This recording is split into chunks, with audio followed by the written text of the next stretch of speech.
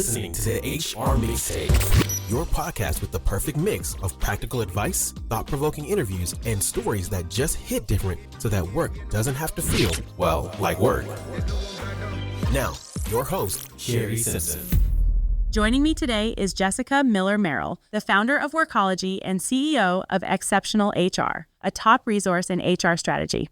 Recognized by Forbes, she hosts the Workology podcast and recently authored Digitizing Talent, focusing on digital recruiting strategies. Jessica, thank you so much for jumping on the podcast with me today. I'm excited to be here. I love it. I know that you got a chance to meet some of the other people on the Paylocity team, and they were already so excited to spend time with you. So I was glad I could convince you to come over to this corner and do the podcast with me. It was fun because I've been over, I think I've had 3 different meetings with the Paylocity team and different components in some forms. So it's been nice to get to know everybody a little bit differently. Oh, that's awesome. So I'd like to start with maybe just you sharing a little bit about your background, your passion, and about the work you do. So my name's Jess Miller Merrill, and I'm the founder of Workology. We're a online destination for training, resources, information to help support human resources, recruiting leaders, and managers. Myself, I've been in this, a long time in the HR space. I started a blog in 2005, and so I was a practitioner doing the work, and I was trying to find a way to be able to differentiate myself as an HR leader. And I started this blog that ultimately became a business. So it's been really fun to help support HR leaders. We support about 1 million every month through our blog and our online community. And then we do a lot of online training to support them in different ways throughout their career. I love that. Yeah, I think everybody tried to do that blog thing early on, and some people have been successful with it. So kudos to you for that. I love blogging. I feel like it's the one thing that I actually own, which is tough in social media land because it's just renting space. But the place, when you go to Workology, it's mine, it's our community, it's whatever I want to talk about, which is nice because I'm my own boss and we make our own rules. Right. But then I get to react very quickly to content, support, and information based on what the community needs. Yeah. And that's the exciting part for me. So that's the part that I love. And we can do that, on the blog, through our training, social media, even TikTok. I've been known to do a nerdy dance and various things. But it's all in fun to help support HR leaders in different ways. I love that. So we are talking about psychological safety today. And I thought I'd start with, when you think about psychological safety in the workplace, what are some of the ways that you are seeing technology support that concept around psychological safety? So psychological safety really easily is just feeling okay to be yourself at work, right? And that could be just being your whole self, right? And your quirks and all, your interests, like maybe you like Dungeons and Dragons, like come to work and be that person. But it's also a place where you can just feel safe because maybe you don't have a boss that's super great, or you're being bullied at home or at work or something happening. So psychological safety is just a place where your brain is like, it's good to be here. And I don't experience a lot of stress. Technology, in theory, is supposed to be designed to help reduce stress, like to make us be able to connect together better, right? However, psychological safety and technology don't always work together because constant dinging or pinging of your phone or devices, or your boss asking you to be on Zoom to monitor that you're working, like these are things that don't make people feel safe, right? And depending upon trauma, like your own unique personal experiences, you and your body react to that very differently. Like maybe you have a panic attack. Maybe you get a lot of lower back pain. Maybe you are just frozen in fear and or you're a procrastinator. Like it just comes in different ways. So when used correctly, technology can help give people the space to be able to be themselves and or communicate with people if they aren't feeling great or how they prefer to be communicated or engaged. But also we can listen and then prepare for providing them support using the tech that in a way that they like. For example, this is an easy one. So think about Slack, all right? It's so hard. Like my team's global.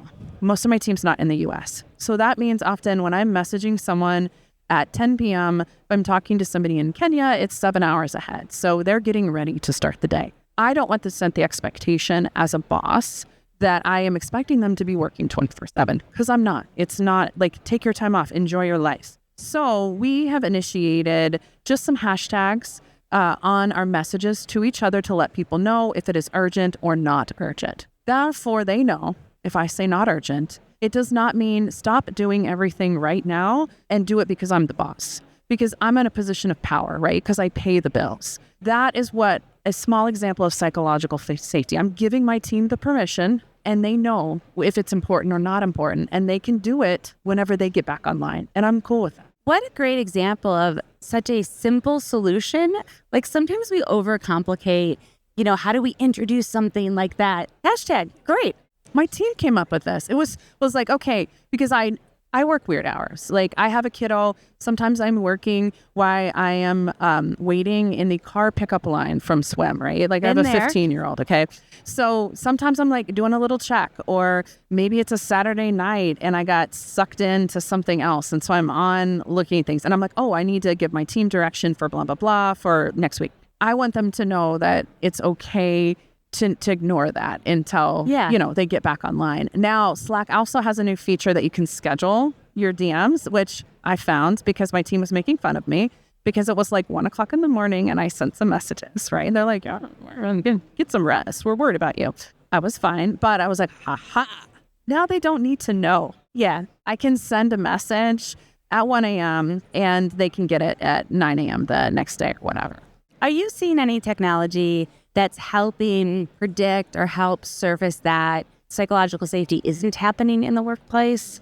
I definitely think that if you're using different tools that are maybe evaluating the context of content that is being shared in your communities or your internet portals, those sort of things, you can learn and understand about maybe how people are reacting through their own conversations, right? And then you can make a choice to hopefully have a conversation if they can feel safe one-on-one. It might be a survey because that is anonymous, hopefully, and they feel safe enough to answer the survey truthfully.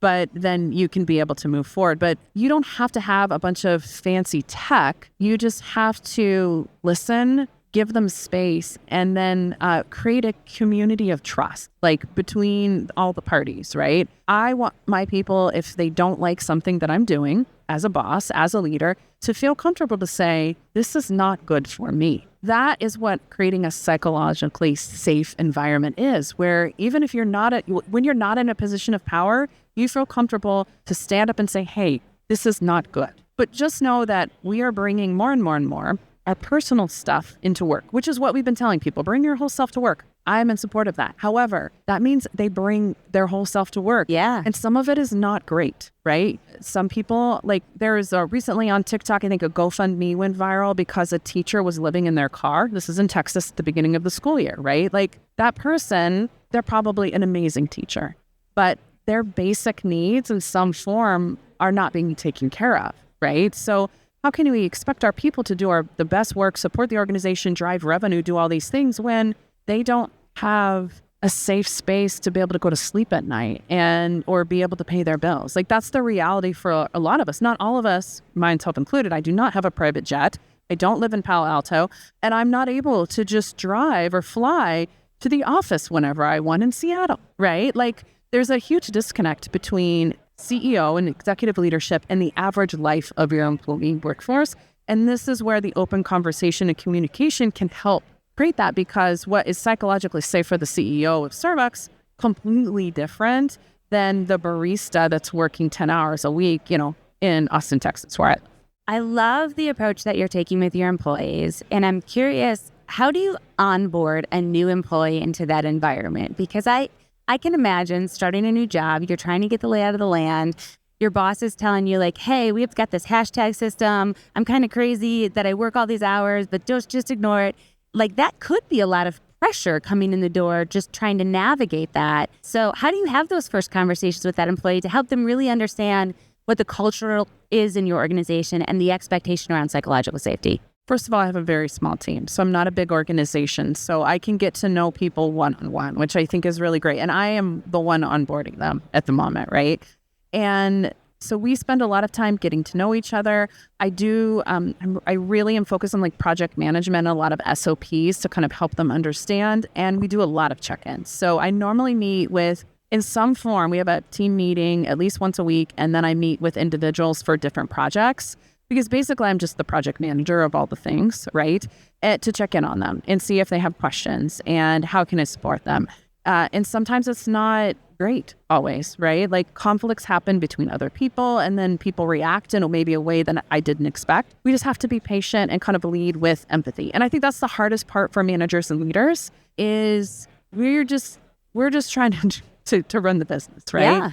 And then the people sometimes get in the way, but that is what makes our business unique. So, and I think a lot of managers, leaders who are maybe listening to this ponder, like, these people, they're what's junking things up. But that's life, right? So if I'm talking to a new person, I want to be really clear and detailed, and then follow up with them. And those relationships take time to build that trust. I always say that trust is the most powerful currency that you as an individual can have. It is more powerful than money, right? Because that's how you build relationships. That's how business gets done. That's why people buy from you or choose to work at a certain environment, because there's that trust.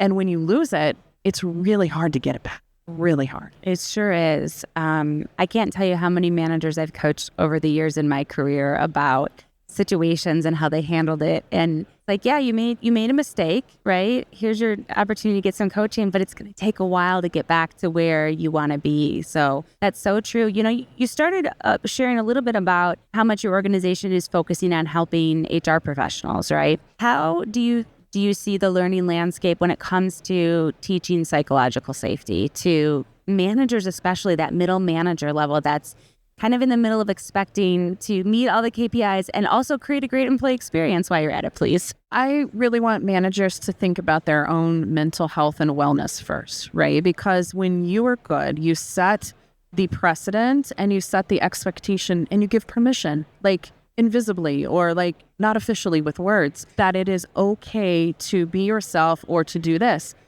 One of the reasons I went through yoga teacher training is because I found, because I was burnt out and overwhelmed, and I was expecting people to work crazy hours, and it wasn't fun. And it wasn't fun for me. It wasn't fun for them. And it wasn't fun for my family, right? So this was during the pandemic, I went back to my yoga. And I started meditation and all these things. And that's when the light bulb hit. And that's what I feel like every manager, they need is some tool or resource. It doesn't have to be yoga. It doesn't have to be meditation. It could be therapy, whatever, golf. Find your thing.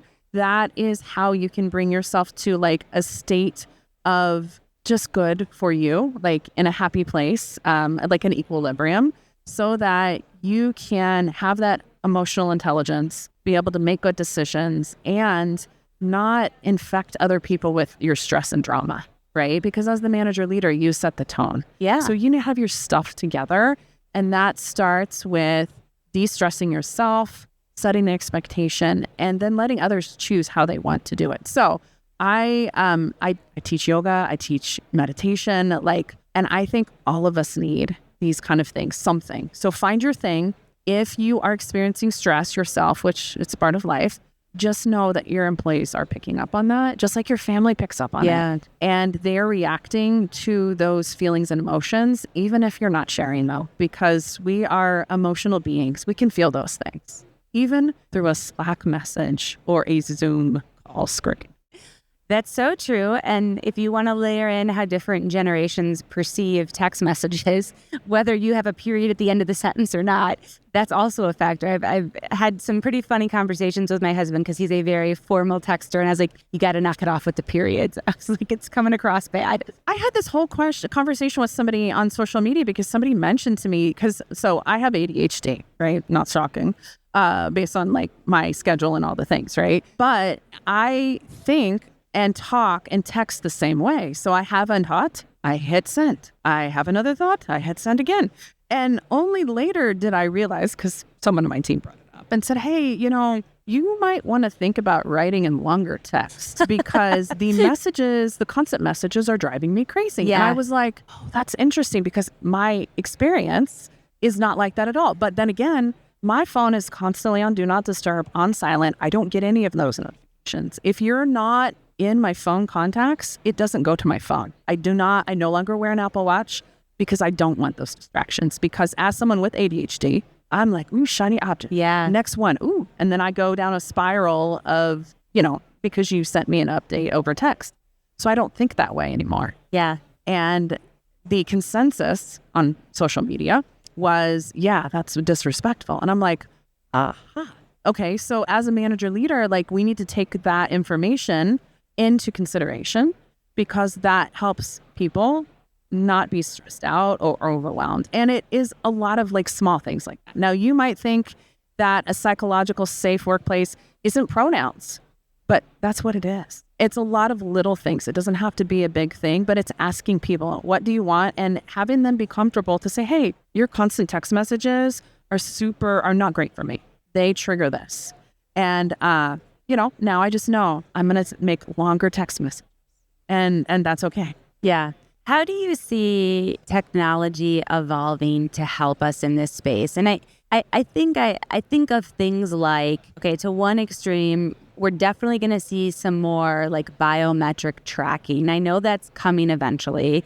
So that gives me the icks personally. But then we see all these amazing collaboration tools coming too, and easier ways to stay connected and do work together and create more cohesion. What do you think about the tech landscape right now and how it's going to impact things like psychological safety and collaboration? I think collaboration is good. Absolutely. It helps us be able to work more efficiently, and we can be more creative in what we do. The more different kinds of people, different ideas, it is fantastic. It also creates a lot of challenges because people have different perspectives and they have expectations and all those things. I think the most important piece for any manager or leader is boundaries and encouraging other people to have boundaries on their team. Like I said, I don't answer phone calls from unknown numbers. It actually just goes directly to voicemail. And it says, I don't know you. You're not on my phone. Please send me a text or an email. And that is a little weird, but it works for me. Yeah. So I think the boundary piece is like respecting each other's boundaries. So that means, managers, I'm really sorry, no messages on vacation, okay? No checking in, expecting that people are going to do these things. We need time to decompress and de-stress, because we have to take a breath so that we can come back to work and be able to do all the things. But when we're constantly being barraged with messages and updates and all the tech and, hey, why didn't you haven't responded to these 27 emails? I know you're on vacation, blah, blah, blah. It creates more stress.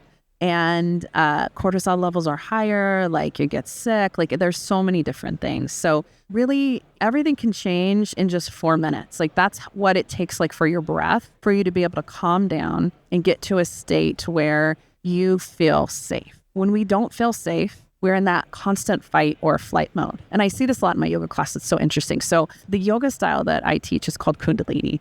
And I play a gong, I do a sound bowl, like we have a whole thing. I can tell who is in that fight or flight mode. At the end of class, I do like a 15-minute sound bowl gong thing. The people who wiggle and move around during that, they are not in a state of de-stress.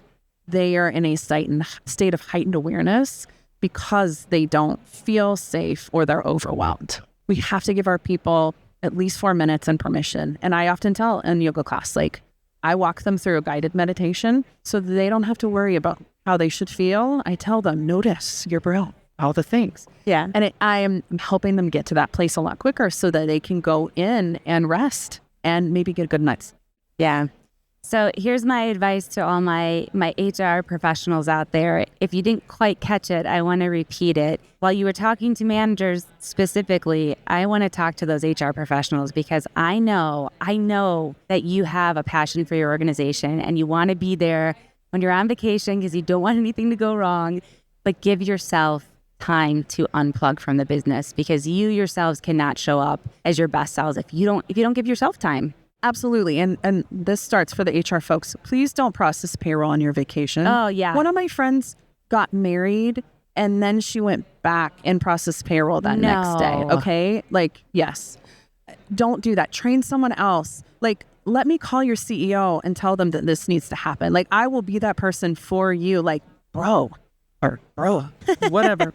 Get someone trained. You cannot expect someone to do those kinds of things. Yeah. And, you laugh, but I have been there. And you wonder why burnout right now is at an all-time high. I've seen numbers between like 70 and like 90% of HR people are burnt out. Okay. We got to cross-train our people. We need to have some hard conversations with our leadership and say like, hey, I am close to the edge here. How can you help me? And if they aren't going to help you, like, let's find a new opportunity for you. Like, I don't want you to get sick. I don't want you to get your family to suffer. Like, I don't want any of those things. But we have to start respecting ourselves and creating those boundaries so that we can show other people that it can be done. Yeah, absolutely. So as we end our conversation, if somebody's listening and they want to get connected with the community that you have, how do they do that? They just head over to workology.com. And one of the things that is very important for me is inclusive and accessible learning. So all our content and our training that's available, we do HR certification prep. I do some mini credentials and different things like recertification. It's all available on demand. And it's affordable options that you can do. So if the best time for you to learn is 2 a.m. from 2 to 4, more power to you. Hop on over there, do your learning your way and in a manner that works for you on your schedule. And I think that we're all unique and different, and we all need to respect that in each other and support ourselves first so that we can support our organization. I love that. Well, thank you for jumping on the podcast with me. Absolutely. Thank you for having me. I hope you enjoyed today's episode. You can find show notes and links at thehrmixtape.com.